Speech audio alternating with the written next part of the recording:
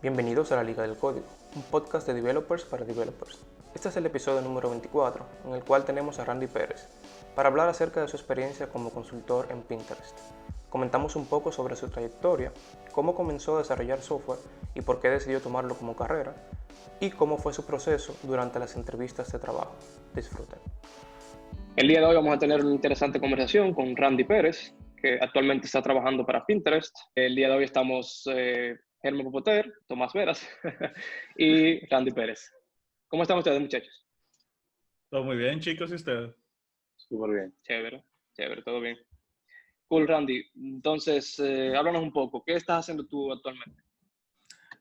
Actualmente yo estoy trabajando a tiempo completo para una agencia que simplemente pone mis servicios en Pinterest. O sea, por ejemplo, ellos me contratan a mí desde República Dominicana, donde yo estoy, y por así decirlo, me entregan a Pinterest. Ellos se encargan ya de la parte del intermedio, te imaginas, el sueldo y todos los problemas legales que uno podría tener al contratar a una persona fuera del país, pero después, por ejemplo, mi relación laboral es completamente con Pinterest. Yo trabajo remoto con un equipo de Pinterest y hago vida laboral con ellos, o sea, las reuniones son con ellos y todo eso. Simplemente la empresa de talento se encarga, digamos, de la parte burocrática en el medio. Ahí, por ejemplo, en teoría yo soy un JavaScript developer, pero en la realidad es más como un full stack, porque el stack es bastante complicado. O sea, hay muchísimas cosas, entonces tú no te puedes dar el lujo de decir, por ejemplo, yo solamente voy a escribir React. Siempre te sale otra cosa.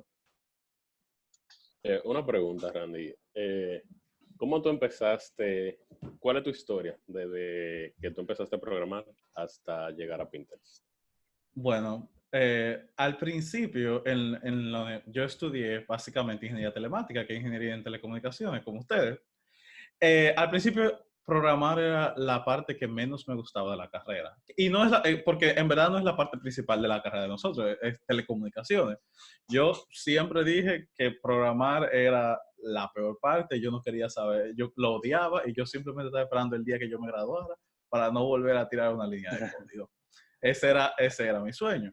Sucede también que nosotros tuvimos la mala suerte de tener muy malos profesores al principio en el área de programación al principio de la carrera. Entonces, en un momento yo estaba en una clase de programación, la cual yo odiaba también, y el profesor, un muy buen programador que se llama Orson Ortiz, me ofreció 5 puntos por ir a un club de programación. Yo lo que no me quería era quemar.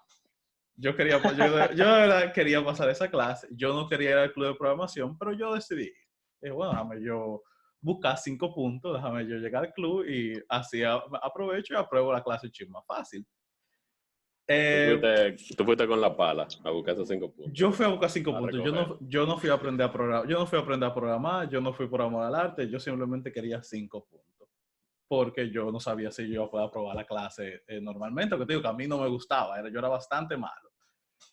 Y ahí pues fue que yo me di cuenta porque en ese club te empezaban a enseñar como desde cero, asumiendo que tú no sabías nada. Y ahí fue que yo me di cuenta que a mí me enseñaron bastante mal y que lo que yo pensaba que no me gustaba era simplemente que yo no lo entendía. Y chin a chin, entonces yo me di cuenta, pero mira, esto no es tan malo como yo pensaba. A mí siempre me gustaron mucho las matemáticas y ahí, por ejemplo, yo podía aplicar la matemática a algo que fuera en código. Entonces eso era bastante chévere para mí. Al final, entonces, yo empecé a trabajar programando, conseguí un trabajo en un banco con eso y luego una empresa del gobierno. Y ya en un momento yo pensé volverme a cambiar a telecomunicaciones, pero cuando yo chequeé los salarios, ya los salarios estaban demasiado bajitos para una persona empezando. Y al final entonces yo decidí quedarme ahí en el área de programación. Luego yo me ofrecí una maestría en Estados Unidos, también en el área de programación.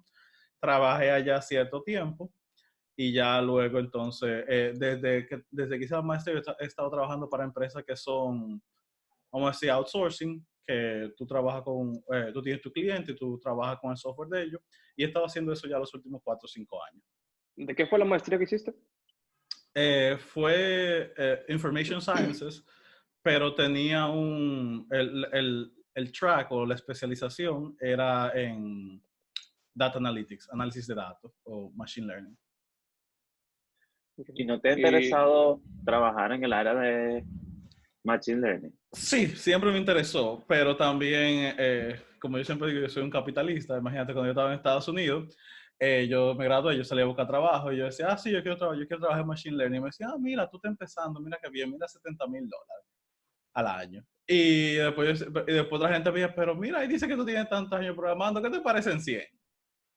Y tú como que te quedabas como que, bueno, por más, por más que a mí me gustaba Machine Learning, mi experiencia en programación siempre me ofrecía mejor sueldo. Y de verdad que es difícil tú renunciar a un mejor sueldo simplemente, un mejor sueldo en un área que te gusta, simplemente por algo, simplemente por hacer otra área que te gusta con menos sueldo. Entonces yo nunca, o sea, yo tenía que volver a ser junior y ya yo estaba mid.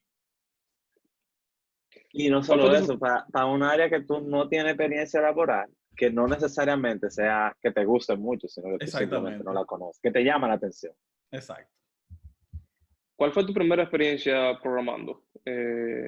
Quizá en la universidad o tu primer trabajo. ¿Fue web development o fue alguna otra cosa? Mi primer trabajo programando fue en Java. Fue en un banco en la República Dominicana y realmente ahí yo me di cuenta de muchas cosas, sobre todo la más importante era que Java no me gustaba, o por lo menos la forma en que nosotros lo estábamos utilizando en ese banco, que eran applets y cosas así, que son Ujú. relativamente incómodas. Y la programación web en Java, por ejemplo, es muy difícil de ponerle CSS, casi todo se... O sea, tú, por ejemplo, tuvo un programa hecho en Java y tú te das cuenta que es Java. O sea, tú dices, eso es Java, no importa dónde tú lo veas, por lo menos la parte visual. Ahí yo aprendí, pero ahí, por ejemplo, fue la primera vez que yo aprendí como tú, vamos a decir, trabajas con clientes. Porque aunque era interno en el banco, usualmente la parte de desarrollo de software trata a las otras áreas del banco como si fueran cliente interno, pero cliente al fin. Así que, aunque no aprendí tanto ahí en los lenguajes de programación o en los paradigmas que yo me desempeño ahora, pues sí, yo aprendí bastante cómo trabaja con eso. Randy, y háblame de la cultura dentro de Pinterest.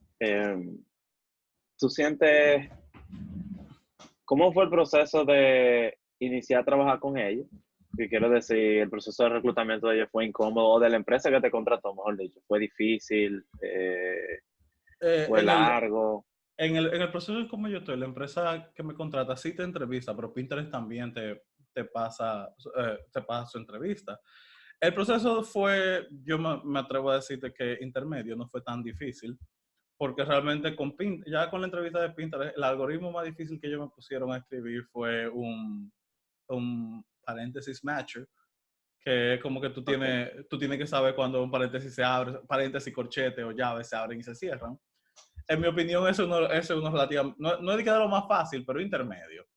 Sí, exacto, ese es O intermedio. sea, que tú con un stack tú lo resuelves.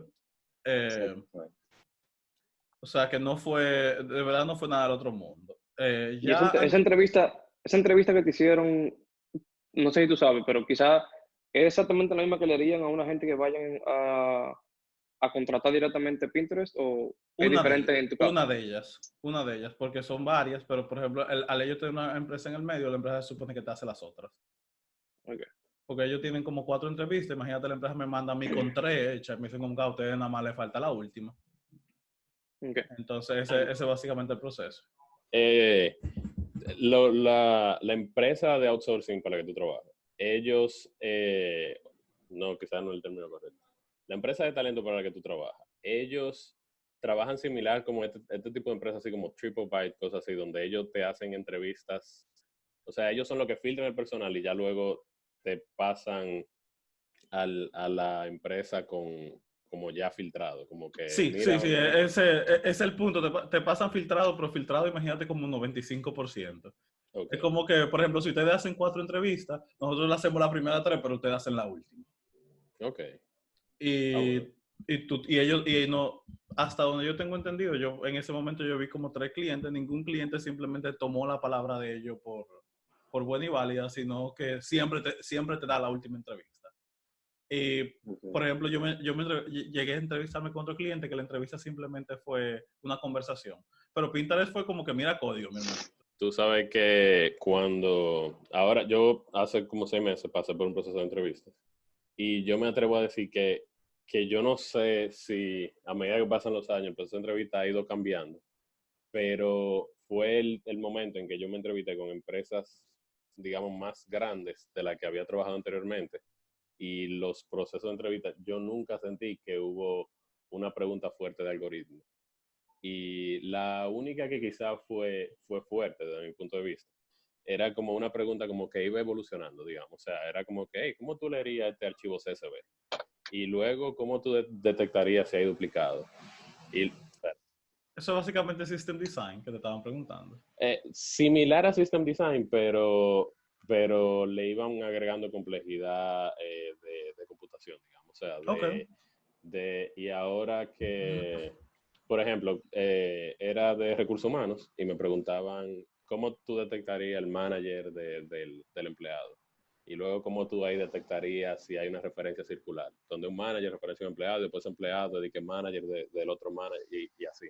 Entonces, digamos, esa fue la única vez que yo sentí que me preguntaron algo donde podía aplicar un algoritmo y y de verdad que yo simplemente le dije, bueno, eso es tanta forma de hacerlo que no entiendo que puedo señalar, mira, esta es la más eficiente, sino que yo entiendo que una respuesta para eso sería como que iteremos con diferentes soluciones. Intentemos con un graph, si eso no nos está funcionando bien, intentemos construir un árbol y veamos si hay Exactamente. una referencia, ¿sabes? Como que, En mi caso, en verdad, por ejemplo, me hicieron muchas preguntas clásicas, de las que tú sabes que tienen un algoritmo predefinido que es el mejor que tú puedes utilizar y tú tiras eso. Que hasta cierto punto son más fáciles si tú te las sabes. Sí, si tú lo Porque estudiaste, sí. en verdad yo tengo una teoría con eso, que por ejemplo que nadie, yo a veces leyendo cosas algorítmicas, así, yo he visto gente hablando de que de derivar soluciones en medio de la entrevista y mi teoría es que casi nadie hace eso. Que todo el mundo ya ha hecho un problema similar o igual y por eso lo resuelven. Pero yo sé que muy pocas, o sea, en mi experiencia trabajando con otros programadores, muy pocos programadores van a derivar un algoritmo en una entrevista si nunca lo han visto. Claro, sí, yo me imagino que habrá un 1%, un 2% de genios que pueden hacer eso, pero, pero por ejemplo, yo te puedo ser sincero, yo no derivaría un algoritmo de una entrevista si yo no lo vi. Así no es un algoritmo súper complejo, tal vez yo pueda resolverte un problema, pero no es verdad que yo voy a tirar el algoritmo de Distra sin yo saber que existía en medio de una entrevista. Eso no, a mí no No, me pasaría. claro. eso No, y no va a pasar. es similar a lo que tú dices, por ejemplo, si tú estás estudiando problema técnico con final de hacer una entrevista, es probable que tú te topaste con, creemos un léxico de perdón, o sea, como si fuera el lexical analyzer, un analizador léxico, Ujú. que es similar a Ujú. lo que está diciendo, de coge un stack, poniendo los paréntesis que Sí, van abriendo y luego, encontrate uno que cierra, ve haciéndole pop a ese stack. Y lo mismo también sería, si muchas veces yo he visto que mucha gente entiende que, me pusieron algo que yo nunca he visto, pero en realidad quizás te pusieron tres cosas que tú has visto, pero te lo pusieron juntas. sí, Entonces tú eso quizás hace tienes mucho. que analizar y decir, si yo primero proceso esta data de esta forma, luego la pongo así y luego la transformo y ya estoy en otra posición. Ahí ahora sí puedo aplicar tal algoritmo. Yo también me he fijado que, por ejemplo, que en muchos sitios lo que hacen es que te hacen un cuento antes de ponerte el ejercicio y eso a veces confunde a mucha gente. Aún así que te tiran dos párrafos y después tú te das cuenta que en los dos párrafos simplemente te setean una historia que Sí, después cae como que, mira, en verdad esto es lo que tú tienes que hacer. Y a mí me ha pasado que yo me pongo a leer el problema, me pongo a leer el problema y después yo me digo, pero ¿qué es lo que está pasando? Y al final es que tú te das cuenta de verdad que lo importante es como que tres líneas. Randy, cuando terminaste la maestría, que duraste un tiempo en Estados Unidos viviendo, ¿cómo fue ese proceso de entrevista que tú tuviste, más o menos, para conseguir? Tú llegaste a trabajar en Estados Unidos, ¿verdad? Durante ese Sí, tiempo. sí, sí. Yo ¿Cómo fue ese duré. proceso? ¿Cuántas empresas tú aplicaste? ¿Cómo fue? ¿Fue difícil? ¿Fue fácil? Yo apliqué alrededor de 1.150.000 empresas. I feel you. En ese entonces, por ejemplo, como yo estaba saliendo de la universidad, la mayoría de las posiciones que me hacían caso eran junior o mid-level. Los procesos de entrevistas fueron, hasta cierto punto yo tenía como yo era un estudiante y estaba trabajando con mis estudiantes, había muchas empresas que no me querían y que no me entrevistaban por eso. O sea que yo tuve muchas rejections a los 5 minutos de entrevista que me preguntaban eso y me decían, no, vamos a dejarlo ahí. Pero también ya el proceso de entrevista fue en Estados Unidos es un poquito incómodo porque tú, como que tú nunca sabes lo que te... A menos que es una empresa de esa que ya tú tienes, que ya tiene un manual como Google o Facebook, tú no sabes lo que tú no sabes lo que te va a pasar. O sea, porque hay veces que yo me topé con entrevistas que era simplemente una conversación, como está diciendo Germán, que te dice, mira, yo tengo yo tengo este website con tantos clientes, entonces ¿cómo tú me manejarías si un día en vez de los 150 clientes que yo tengo, voy a Black Friday y yo voy a tener 100,000 ahora? Porque acuérdate que yo tengo 150 todos los días, entonces ya es una pregunta así. O te preguntan, mira, ¿por qué HTTPS hace eso cuando yo hago un post o hago un get? Pero hay otra que te dicen, y te dicen, hola, ¿cómo tú estás? Y te dicen, mira, entonces, yo tengo este grafo y yo quiero pintarlo de diferentes colores, pero color iguales no pueden ser vecinos de otro. Así como que, ok. Entonces, yo tuve de las dos y honestamente en ese entonces yo nunca me había tomado mucho tiempo para estudiar algoritmo, que no sea una clase que yo di en la universidad y después me olvidé de eso. Entonces, en esas a mí no me fue muy bien. Así que ahí yo terminé siendo un mid web developer en una compañía que de verdad contrata web developers haciéndole preguntas de web developer, que era muchas preguntas de HTTPS, muchas preguntas de CSS en ese entonces. Y jQuery todavía en ese entonces, porque era el 2016, todavía React era popular, pero no era como el único en ese entonces. Todavía quedaba bastante jQuery. Me atrevo a decir que mientras veo código de empresas más grandes, me voy encontrando con más jQuery que Exacto, el famoso todavía queda mucho Legacy. jQuery. Uh-huh. Sí, El Legacy que está ahí. Lo que pasa es que ya, aunque tú tengas jQuery, tú no hablas de él. Tú como que no se lo dices a nadie. De lo que nadie quiere hablar. Exacto. Tú dejas que la gente lo encuentre, pero tú no dices que tú tienes jQuery. Tú no pones en tu post de trabajo que la gente va a tirar jQuery. En el codebase tú tienes un componente con React y tú dices, usamos React, ¿eh? Exacto. Nadie dice que usa jQuery. Porque, por ejemplo, ahora mismo en Pinterest el stack es tan grande que, por ejemplo, ahora mismo que esta semana que pasó fue que salimos de Python. No, ese no es el punto, ni siquiera es que salimos de Python 2, que empezamos a sacar Python 3 para todos los servicios. Y Python 2 es porque el soporte se acaba próximamente. O sea, que eso lo que quiere decir es que las empresas, cuando tienen un negocio que funciona, usualmente no lo eliminan simplemente porque salió algo más flashy. Porque, por ejemplo, Python 2 le estaba funcionando a ellos. El problema es que el soporte se acaba a final de este año. Entonces ya cuando el soporte se acaba, la empresa empieza a pensar, ok, mi negocio puede fallar. Y eso especialmente, sí, exacto. Y eso especialmente sí, un producto tan maduro como Pinterest, exacto. Y con tanto usuario. O sea, entonces, a la ligera no se toma la decisión de vamos a cambiar de un stack a otro porque sí. No. Porque Oye, yo tengo un negocio que... Ni siquiera un stack. Te está hablando de versiones del lenguaje. O sea, eso, mientras se le estuvo dando soporte, ellos lo mantuvieron. Pero ahora te dice que el soporte de Python 2 acaba ahora en diciembre de este año. Ya lo que la gente pensó fue, mi negocio se puede ver afectado porque yo voy a tener un lenguaje sin soporte. Tú sabes que las implicaciones que eso tiene a nivel de seguridad, a nivel de performance, a nivel de nuevos features.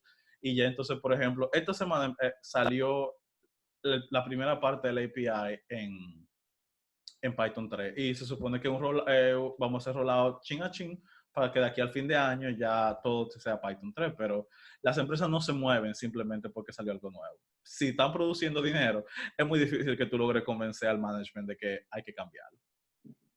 Sí, eso es algo que yo me encontré mucho cuando en este proceso de entrevista, las empresas, mientras más nuevas eran, mientras más startups, digamos, tú la veías que tenían como todos los flashy. Así claro. Que, usamos React, y usamos GraphQL, y usamos, o sea, todo era, y usamos Apollo, y usamos, o sea, como todo esto nuevo, y luego tú entras en una empresa ya más madura que factura millones de dólares al mes, y ellos te dicen como que no, nosotros tenemos PHP 5 punto tanto, estamos pensando actualizar el 7, por ejemplo, en lo que yo he visto hasta ahora en Pinterest, hay una cosa que sí ellos cambian rápido, el diseño. O sea, cómo se ven las cosas. Por ejemplo, nosotros tenemos una parte de nuestro producto que lo diseñaron en el 2017. Y ya ellos hablan del diseño de ese producto como si fuera de la época del Jurásico. Nadie lo quiere, le quieren hacer un redesign, pero te digo, al front-end. O sea, el backend, el business logic se va a quedar igual, pero ellos quieren de verdad que hacerle un refresh a eso. Y hace sentido, porque por ejemplo, tú sabes que los usuarios, eso es con lo que interactúan, y que lo cambien, que lo hagan más actualizado, más usable tal vez, eso sí hace una diferencia. Pero, por ejemplo, que tú cambies atrás PHP por Python o por Go, tal vez no haga una diferencia para tus usuarios. Ahora que tú mencionas Go, sí esa es una tecnología que yo me atrevo a decir que, bueno, esa y tecnologías similares, como sea Elixir, Rust o... ¿cómo se llama este? Bueno, tecnologías similares a Go. Sí, yo me atrevo a decir que esas son tecnologías que como que la gente la tiende a adoptar más temprano, especialmente en sistemas así tan distribuidos. Allá, por ejemplo, hay una porción del stack que está en Go. Yo no trabajo con ese, pero como tú dices, esa ya, el área de DevOps trabaja mucho con eso porque tú sabes que Go en el backend básicamente vuela y tú tienes ese tipo de servicio disponible para el usuario, parece que hace una diferencia bastante grande, pero yo no, de verdad yo no interactúo con esa parte del stack. Porque, por ejemplo, hace también, aquí yo me he dado cuenta que en las otras empresas donde yo he trabajado, yo siempre como que me tomaba un tiempo para yo familiarizarme con el código, que yo decía, déjame yo ver qué hace esta parte de esto, déjame ver qué hace esta parte de aquello. Aquí, cuando yo abrí el Codebase, yo me di cuenta que si yo hacía eso, yo tenía que dejar de trabajar por un año. Porque, o sea, literalmente tú tienes más de 1000 ingenieros trabajando que tú realmente, o sea, tú te imaginas el tamaño del codebase, tú no puedes hacer eso. Lo que uno hace aquí, que yo me he dado cuenta, es que simplemente tú intentas familiarizarte con la parte que tu equipo es dueña de, y tú te aprendes eso bastante bien, y después de ahí tú consultas los equipos dueños de las otras partes de la aplicación con la que tú tienes que interactuar. Pero de verdad la gente como que no intenta entender la aplicación completa, sino que espera que eso pase de manera orgánica con el tiempo, porque si tú vas deliberadamente a intentarlo, tú vas a gastar tanto tiempo haciendo eso y es probable que no lo logres. Pero, por ejemplo, nosotros no usamos GitHub, utilizamos una cosa que se llama Fabricator, que una de las cosas más, Git por atrás, pero es simplemente no GitHub, que una de las cosas más chéveres que tiene en comparación con GitHub, que en general GitHub yo me lo encuentro mucho mejor, pero algo que tiene chulo, que por ejemplo, si tú puedes poner que ciertos archivos de la aplicación sean de un equipo en específico. Y entonces, por ejemplo, si yo le hago cambio a ese archivo, yo no le puedo hacer merge hasta que alguien de ese equipo no me dé un review. Y automático eso, yo no lo tengo que taggear. Imagínate que tú tomas a dueño la parte de billing y yo trabajo en la parte de login. Y checkout, ok. Un día yo decido hacerle cambio a tu archivo y yo lo subo y simplemente tagueo a mi equipo para que me haga review, porque tú sabes que tú siempre le pides a gente de tu equipo. Fabricator lo que hace es que te pone un blog y taguea a ese equipo en general. Es otra cosa. Ahí, por ejemplo, tú puedes pedir review por equipo. Vamos a decir, por ejemplo, tú pides a review del equipo de billing. Entonces, hasta que alguien de billing no te hace checkout, tus archivos no le puedes hacer merge. Y eso en GitHub tú puedes hacerlo por equipo, por ejemplo, o hacer un tag que es un grupo de personas, que tú puedes hacer eso. Y lo de que el archivo es de un equipo o de una gente en específico, GitHub no lo enforza, pero tú puedes, la sugerencia que él te da de los reviewers es a partir de el último o las personas que han cambiado esos archivos, básicamente. Sí. Interesante, ¿no? Alguien que le ha puesto la mano a eso, sí, es cierto. Randy, una cosa, ahora que tú mencionas esos equipos, yo cabe destacar que la primera vez que trabajo en una empresa tan grande, yo hasta ahora había trabajado en empresas donde eran pequeñas, porque tuve la empresa completa 20, 25 personas, y yo como desarrollador también tenía la oportunidad, como quien dice, de ponerme otro sombrero de, ok, ahora voy a hacer algo un poco de DevOps y ahora voy a ayudar un poco con la gente que está implementando el frontend y demás.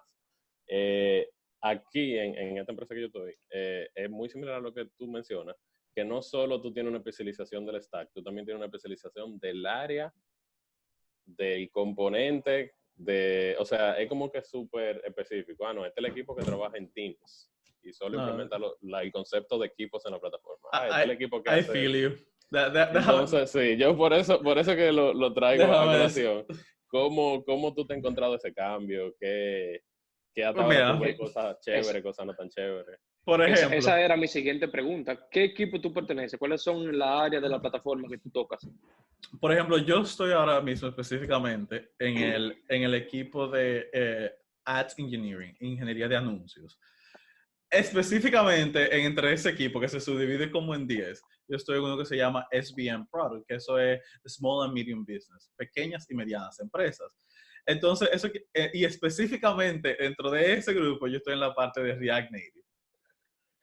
Entonces, que nosotros, eso quiere decir que, por ejemplo, que nosotros, lo que yo me encargo, mi equipo se encarga, es de nosotros hacer productos para que pequeñas y medianas empresas se puedan anunciar de manera exitosa en Pinterest.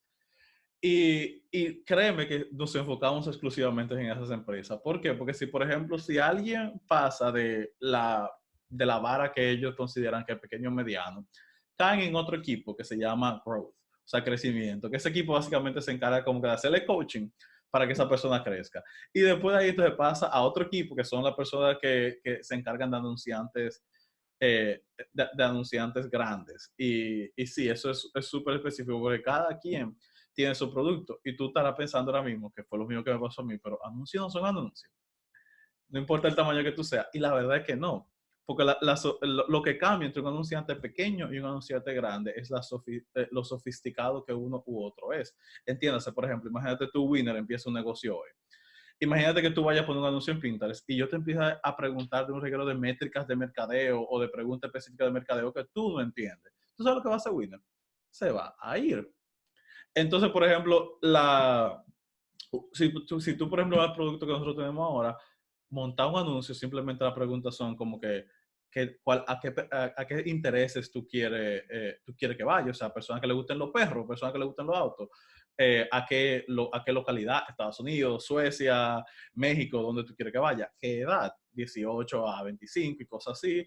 Y cuánto tú quieres gastar por día. Esas son las preguntas.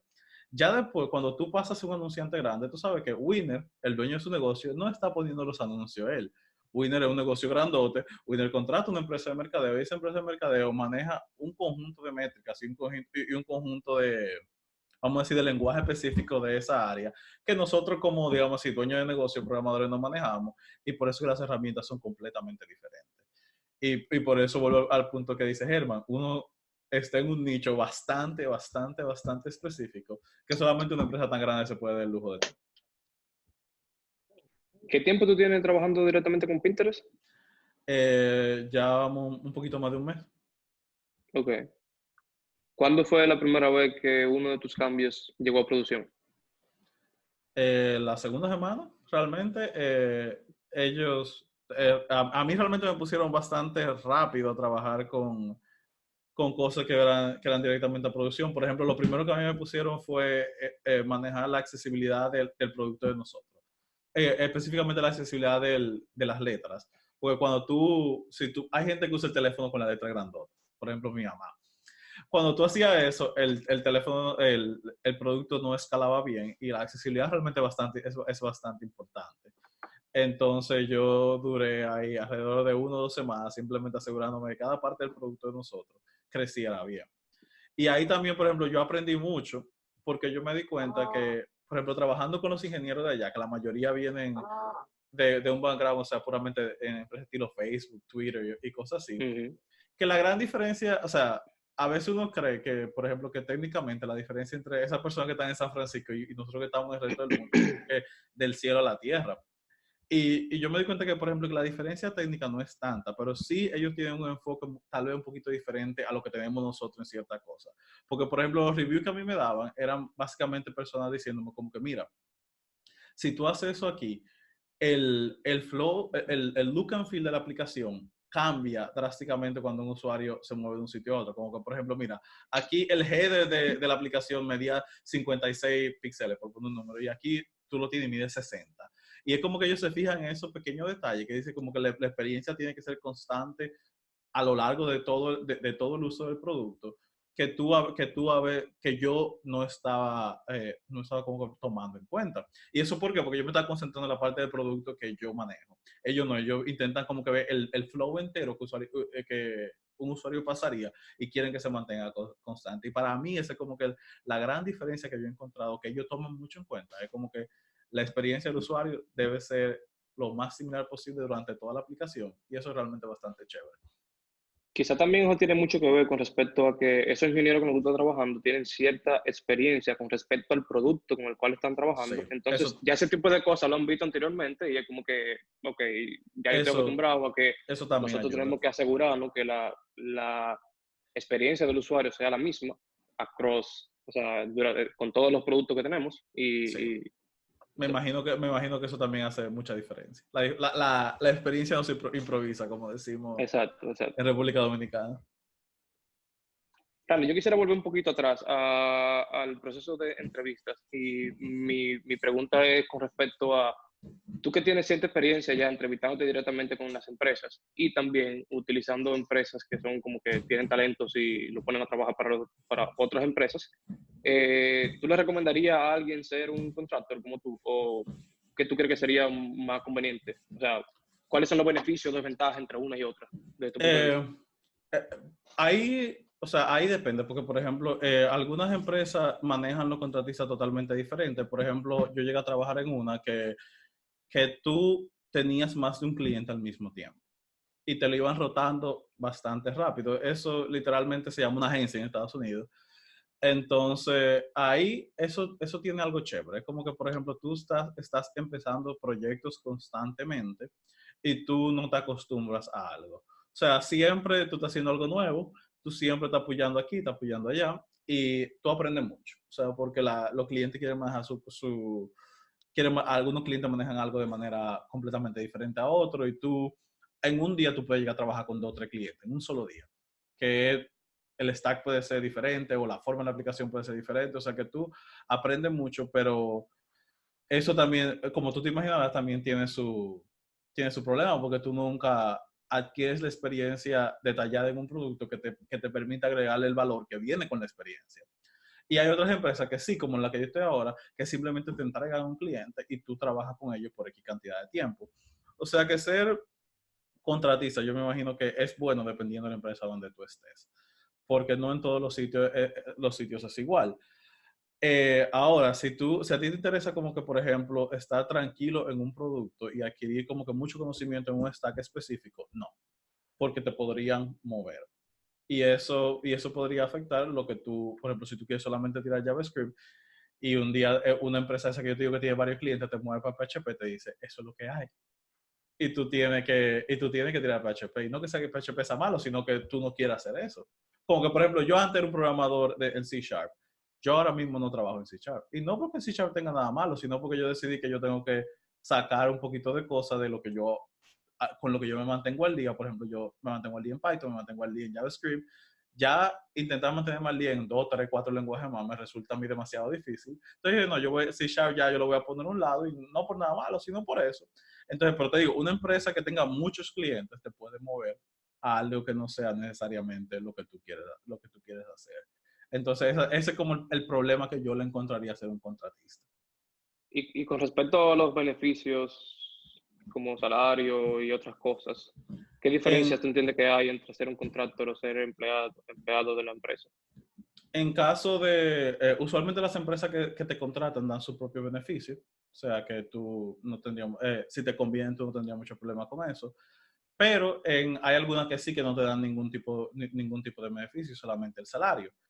Pero, por ejemplo, en el caso mío, yo estoy así ahora, pero, por ejemplo, yo antes sí tenía un empleo con beneficio, pero literalmente todavía yo pagando los mismos beneficios que yo tenía, yo gano mucho más del doble de lo que yo ganaba antes. O sea que en ciertos países como en República Dominicana, a veces simplemente que te den salario borra cualquier beneficio que tú puedas conseguir en una empresa local.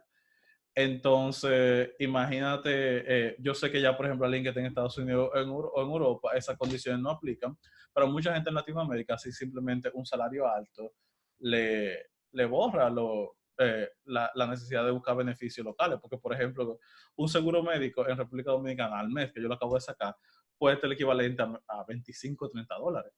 O sea que si tú lo piensas, no es como en Estados Unidos que sacar un seguro médico personal te puede costar hasta $1,000 si te descuidas. Entonces, con un salario alto, tú no necesitas necesariamente los beneficios que las empresas ofrecen aquí. No sé si ustedes están de acuerdo con eso. Sí, Mira, yo Randy, que estoy te muy de quería acuerdo. preguntar. Pero otra quería- cosa, con eso mismo que Randy acaba de mencionar, hay un libro que se llama The 4-Hour Workweek.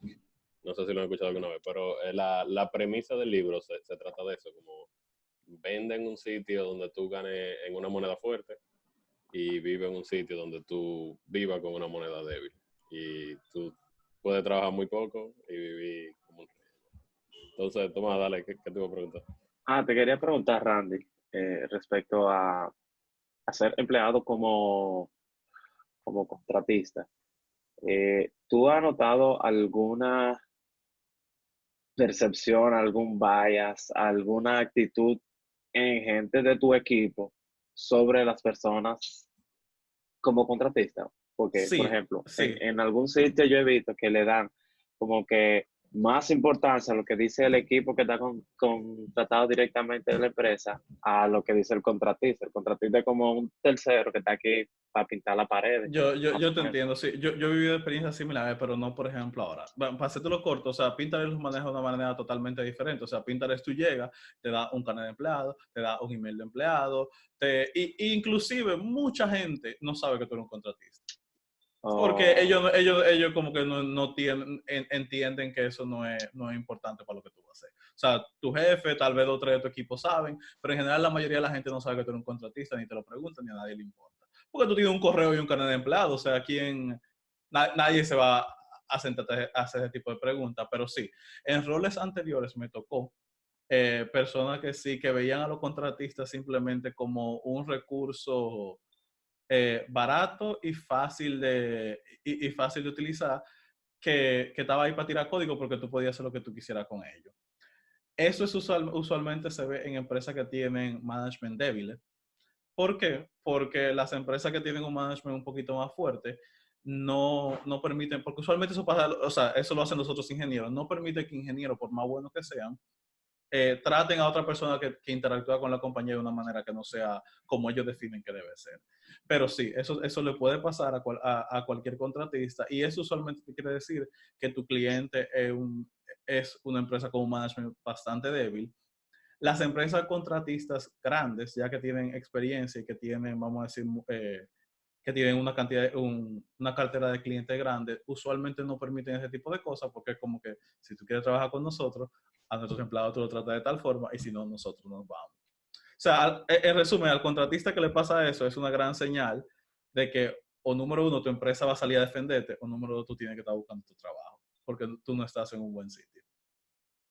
Otra cosa que yo he visto relacionada a eso es que, por ejemplo, cuando hay actividades del equipo, por ejemplo, cosas como esas, que son cosas que la empresa paga para el equipo, qué sé yo, cualquier tipo de actividad, se van a llevar una cerveza o van a hacer go-kart juntos o lo que sea. Por lo general, los contratistas no están incluidos en ese budget porque, ¿verdad? Son contratistas, no son empleados, no son cosas de los beneficios que les toca. Y quizás eso es un poquito una desventaja porque tú no logras tener ese bounding, esa relación con tus, con las personas del equipo que hace que el trabajo sea más cómodo. ¿Eso te ha pasado Eh, alguna vez? bueno, acuérdate también, por ejemplo, que yo estoy remoto y que Ajá. eso evita mucho ese tipo de cosas. Pero, por ejemplo, en el tiempo que yo estuve en la oficina de Pinterest, el flow no es así. Porque, por ejemplo, lo que te digo, el primer día que tú llegas, te dan un carnet de empleado y en la oficina, para tú tener acceso a las cosas, eso es lo único que tú necesitas. Entiéndase, por ejemplo, si ya tú tienes un carnet de empleado, con eso que tú comes, pues se come en la oficina, con eso que tú entras a los sitios. Entonces tú no tenías ese tipo de restricciones porque ellos, empresas muy grandes al fin, ellos como que no hacen un budget así de equipo en específico, como que nosotros tenemos una actividad, aquí hay comida, aquí hay esto, bye. Ah, ya. Entonces, al tú tener tu carnet de empleado, nadie te iba a preguntar. Entonces, ahora, como yo estoy remoto, ya entonces a la mayoría de las actividades yo simplemente no puedo ir porque yo no estoy allá. Pero yo me imagino que a Germán le pasa similar, que sí, que si él está ahí lo va a incluir, pero en la mayoría de las cosas él no está incluido. Sí, tal cual. O sea, yo soy empleado como tal, no contratista en la empresa, pero sigue siendo, al estar remoto, hasta ellos mismos dicen de repente, hey, vámonos a tomar un café dentro de la cafetería que está dentro Sorry, de la... Germán. Se cortó. No, que lo ponen ahí, o sea, que vamos a tomar un café, coma, sorry, Herman. Exacto, literal. Y a veces mandan fotos de, hey, estamos aquí, ¿quiero un café, Herman? Y yo como que, gracias.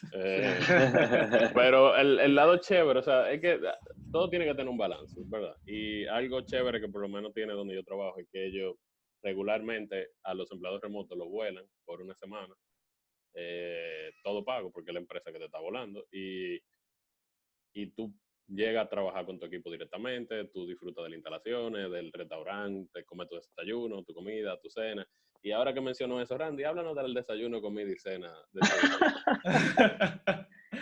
Realmente es bastante chévere. Por ejemplo, Pinterest está Un en... paréntesis, y escúchame que te interrumpa. Ajá. ¿Tú no lo sientes un poco surreal?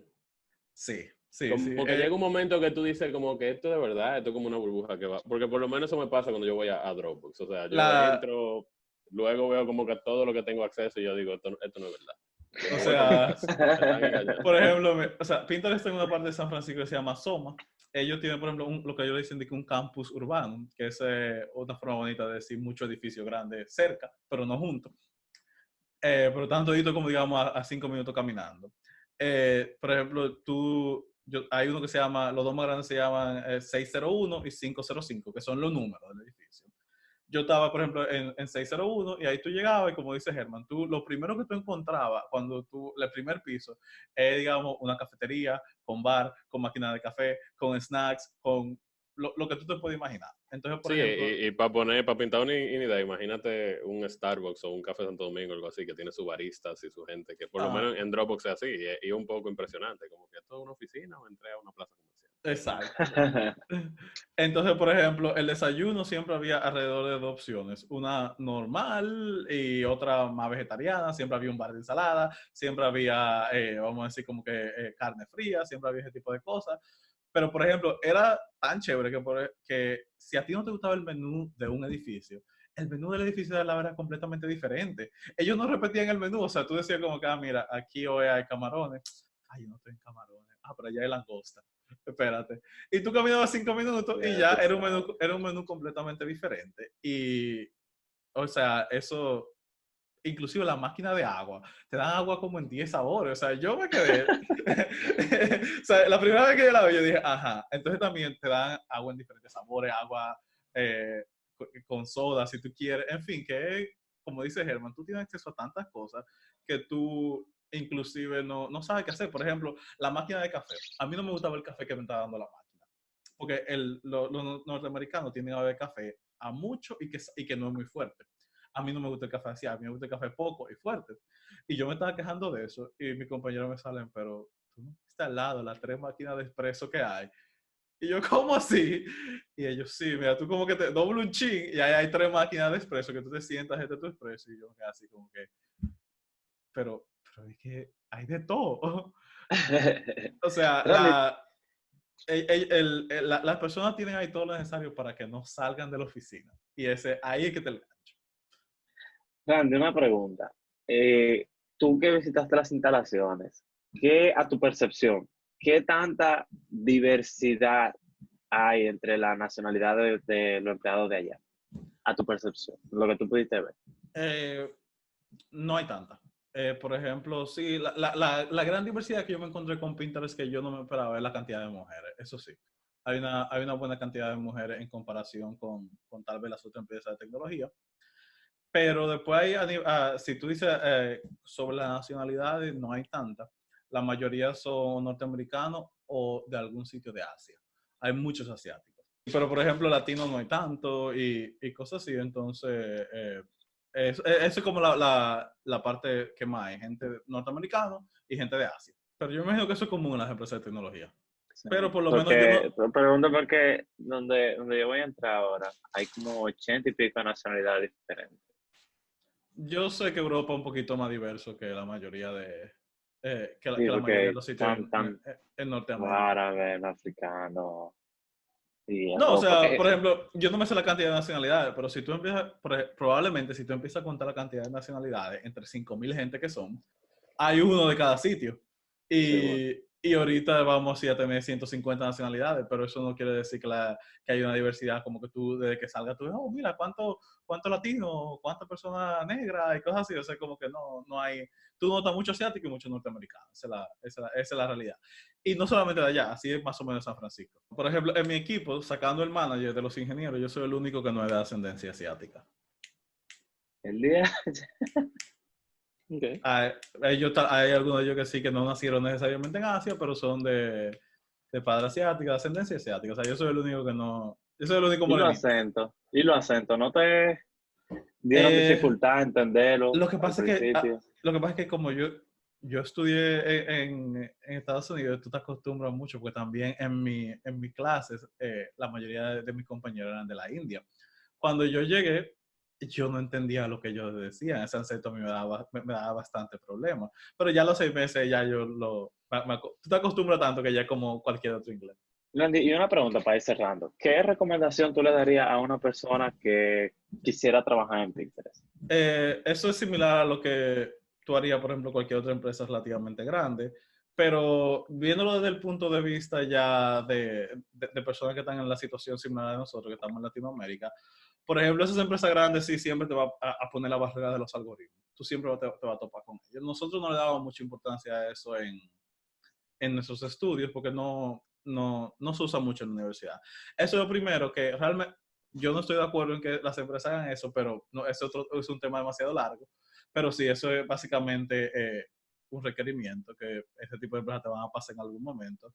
Pero yo creo que lo muy importante es la constancia, porque por ejemplo la mayoría de la gente entiende que programar no es difícil, y yo estoy de acuerdo, programar no es difícil, pero usualmente uno se frustra bastante rápido porque la cosa no le salga, vamos a decir, la primera vez o la primera 3 veces, pero yo me he fijado que la mayoría de los programadores usualmente no es que son de que los genios más grandes del mundo, sino que que es la persona que hoy no le salió, pero mañana le dedica 1 hora, y tampoco le salió, pero también mañana le va a dedicar 1 hora, y tú te das cuenta que ahorita pasó un mes, y en ese mes esa persona no lo logró hacer hasta el último día de ese mes, pero tú viste como todos los días esa persona dedicaba 1 hora, y al otro día, ok, yo no lo logré hoy, pero también mañana tomo otra hora, y después entonces a los 6 meses tú dices, wow, pero esta persona es un genio, mira cómo qué fácil le salen las cosas, pero usualmente tú lo que tú estás viendo es el resultado de la constancia que esa gente tuvo, porque los conceptos no se adquieren tan rápido. De nuevo, es a la mayoría de la gente, yo sé que hay un par de genios por ahí que lo cogen en 5 minutos, pero para la gente normal yo creo que la constancia es el secreto de tú hacer cualquier cosa. Bueno, Randy, pues te vamos a agradecer por tu tiempo el día de hoy y por comentarnos un poquito de cómo es la cosa dentro de Pinterest.